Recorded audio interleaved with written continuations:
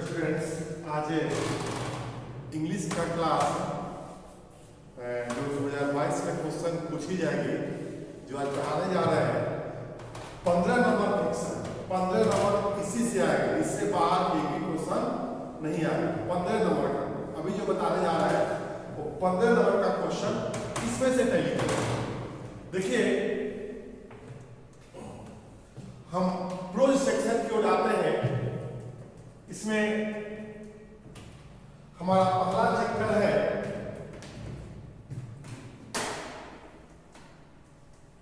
Indian civilisation and culture, भारतीय सभ्यता और संस्कृति। याद रखिएगा कि इंडियन सिविलाइजेशन कल्चर जो है ये आपका इससे हुआ। क्या हुआ? इससे। तो ये क्वेश्चन आएगा कि Indian civilisation and culture is and dot dot इससे story drama none of this. तो ये हमारा क्या हुआ? इससे हुआ। क्या याद रखेंगे जी? इससे। और इसके ऑथर महात्मा गांधी। कौन है? महात्मा गांधी। इसके ऑथर का नाम क्या होगा? महात्मा गांधी। तो फिर हम लोग देखेंगे इंडियन सिविलाइजेशन कल्चर, इसको याद कर लेना है। इंडियन सिविलाइजेशन कल्चर के ऑथर हमारे महात्मा गांधी हुए। इसके बाद क्या है? इससे Bharat is my home. Bharat is my home ये क्या है? तो Bharat is my home speech है। ये क्या है? स्पीच है। और स्पीच देने वाले डॉक्टर जाकिर हुसैन। ये क्वेश्चन पलट कर पूछी जा सकती है कि भारत इज माय होम ये क्या है? तो स्पीच है। इंडियन सिविलाइजेशन कल्चर क्या है? तो इससे है। A pinch of snuff. A pinch of snuff ये क्या है? ये शॉर्ट स्टोरी है। और इसके नरेटर कहानीकार मनोहर मालवंकर हुए। इसके नरेटर कहानीकार मनोहर मालवंकर हुए। और यह एक शॉर्ट स्टोरी है। पूछिएगा कि इनमें से कौन सा शॉर्ट स्टोरी है? तो पिंच ऑफ स्नफ। अब पिंच ऑफ स्नफ क्या है? तो शॉर्ट स्टोरी है। नेक्स्ट है एकदम 15 नंबर का क्वेश्चन, इसमें से टैली करेगा, याद कर लेना है। फिर कल आप लोगों को हिंदी पढ़ाएंगे। एक दिन हिंदी एक दिन इंग्लिश चलेगा परीक्षा के दिन तक। I have a dream, I have a dream मेरा एक सपना है। यह एक स्पीच है जो मार्टिन लूथर किंग जूनियर के द्वारा दिया गया है। यह पूछी जाएगी कि आई हैव ड्रीम क्या है? तो आई हैव ड्रीम स्पीच है, भाषण है जो मार्टिन लूथर किंग जूनियर के द्वारा दिया गया है। अगला हम लोग देखते हैं द आर्टिस्ट। आर्टिस्ट कलाकार। आर्टिस्ट है समृद्धि, आप आर्टिस्ट का और द अर्थ का याद कर लीजिएगा। यही दोनों में से एक क्वेश्चन आप लिखिएगा, आर्टिस्ट और द अर्थ। आर्टिस्ट के पहले यह देखेंगे ideas that have helped Mankind, मानवता के मदद के संदर्भ में। Ideas that have helped Mankind क्या है? यह इससे है। ये क्या है? इससे है। याद रखना है क्या है? इससे है। इसके ऑथर का नाम बर्टन रसेल है, अर्थात बर्टन रसेल। ये इससे है ideas that have helped Mankind, Burton Russell के द्वारा लिखी गई है। और ये इससे है, एक निबंध है। आर्टिस्ट है, आर्टिस्ट है ए शॉर्ट स्टोरी। शॉर्ट स्टोरी इसके ऑथर में सिंघा नायक। सिंघा नायक ये शॉर्ट स्टोरी हुआ। इसके बाद a child is born. A child is born ये भी एक इससे हुआ। और इसके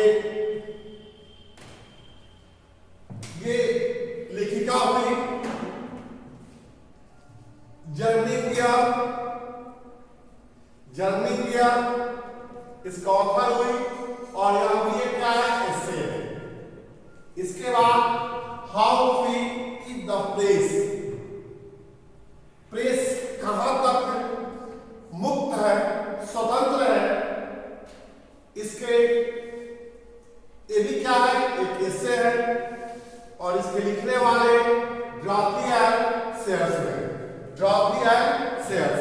याद रखेंगे कि how free is the press, ये क्या है, तो एसे है और इसके ऑथर का नाम ड्रॉपी एंड शेयर्स हुआ। नेक्स्ट है द अर्थ। द अर्थ क्या है, तो द अर्थ एक शॉर्ट स्टोरी है। द अर्थ क्या है, शॉर्ट स्टोरी। याद रखेंगे, इसका भी समरी हम लोग याद रखेंगे। अर्थ क्या है, ये शॉर्ट स्टोरी है और इसके ऑथर का नाम, इसका कहानीकार के नाम एची बेट्स हुआ। Indian through a travellers eyes, Bharat की एक नजर भ्रमण, इसके ये भी एक, इसको ऐसे भी कह सकते हैं आप एक, और यात्रा विधान प्रेल्यूज भी है। इसके लेखिका पैर से बग गई। इसके बाद लास्ट हमारा चैप्टर है अमॉरस प्रपोजल, विवाह का प्रस्ताव। ये मैरिज प्रपोजल, ये एक कॉमेडी भी है, ड्रामा भी है और वन एक्ट प्ले भी है। ये तीनों में से ऑप्शन में एक दे सकता है।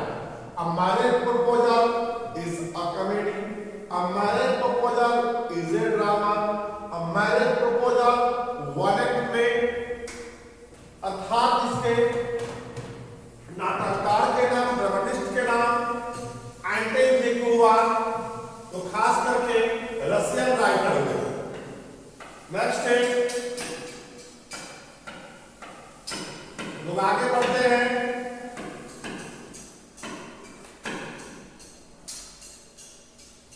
पोएट्री सेक्शन की ओर हम लोग चलते हैं। पोएट्री सेक्शन की ओर पहला हमारा चैप्टर हुआ सिटेस्ट love I don't no. सिटेस्ट love I don't no, इसे आप मेटाफिजिकल पोएम, आध्यात्मिक कविता, लैरिकल पोएम, जिसके ऑथर थे जॉन डॉन। ये जॉन डॉन के द्वारा लिखी गई कविता है और यह एक मेटाफिजिकल पोएम है, लैरिकल पोएम है और जॉन डॉन के द्वारा लिखी गई यह कविता है।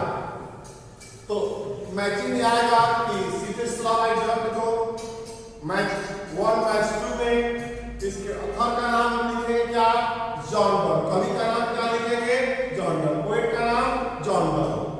ये क्या है, एक मेटाफिजिकल पोएम है। सॉन्ग ऑफ माइसेल्फ के पोएट का नाम क्या है और सॉन्ग ऑफ माइसेल्फ है क्या, तो सॉन्ग ऑफ माइसेल्फ क्या लैरिक है और इसके पोएट का नाम वाल्टर व्हिटमैन है। वाल्टर व्हिटमैन इसके पोएट में सॉन्ग ऑफ माइसेल्फ है। नेक्स्ट है now the lips are falling fast. याद रखेंगे कि now the lips are falling fast, अब पेड़ के पत्ते तेजी से गिर रहे हैं।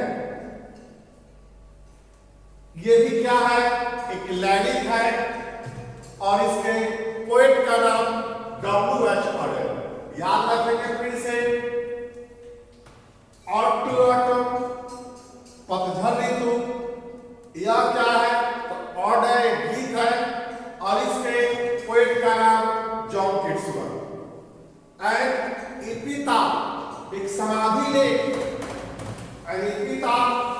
एक समाधि लेख और क्या है, लैगी है, शोक गीत है, लैगी है। वाल्टर डिलामा है, वाल्टर डिलामा अर्थात इसके पोएट का नाम हुए। फिर से याद रखेंगे कि sweetest love I don't know के पोएट का नाम John Donne, song of myself के पोएट का नाम Walter Whitman, now the lips are falling fast के पोएट का नाम W.H. ऑर्डर और टू ऑटम के पोएट का नाम जॉन किट्स और एनी पिता समाधि में क्या है तो लैंडी है, वाल्टर डेला मारे अर्थात इसके पोएट है। फिर से यहाँ सिकेस्लव अजॉन को metaphysical poet, song of voice एक लैरिक के, now the lips are falling fast lyric और टू द टंग और एंडिकिटा लैंडी सोकिगी। याद करते चलेंगे हम लोग। 10 सोल्जर। सोल्जर क्या है? एक सोनेट है। ऐसे आपने सोल्जर के बारे में, सोनेट के बारे में आप मेरे पिछले वीडियो में देख सकते हैं कि सोनेट के बारे में मैंने बेहतर ढंग से समझाया है सोल्जर चैप्टर में कि सोनेट 14 पंक्तियों की कविता को हम सोनेट कहते हैं और यह एक वार पोएट है। वार पोएट इसको बोलेंगे। Soldier is a war poet, soldier is a sonnet. Sonnet 14 पंक्तियों की कविता है और इसके लेखक का नाम रूपर्ट ब्रूक है, जो सेप्टिसेमिया नामक बीमारी से इनकी मौत हुई थी। यह मॉडल पेपर में क्वेश्चन दिया हुआ है। मार्केविटी द मिस्ट्री कैट। मार्केविटी एक मिस्ट्री कैट, ये ह्यूमिलियस पोएम है, हंसाने वाला कविता है। इसके पोएट का नाम टी.एस. एलियट हुआ। पोएट का नाम क्या हुआ? टी.एस. एलियट। फायर अग्निवंदना, ये एक धार्मिक कविता है, रिलीजियस पोएम है। ये क्या है? Religious poem. इसके पोएट का नाम केकिया दारूवाला। याद रखेंगे, फायर केकिया दारूवाला। ये क्या है? एक रिलीजियस पोएम है। स्नेक। स्नेक एक प्रिमिटिव पोएम, प्राचीन कविता और इसके पोएट का नाम डी.एच. लॉरेंस हुआ। क्या है? D.H.. Lawrence. My great mother house, इसकी पोएट्रीज है।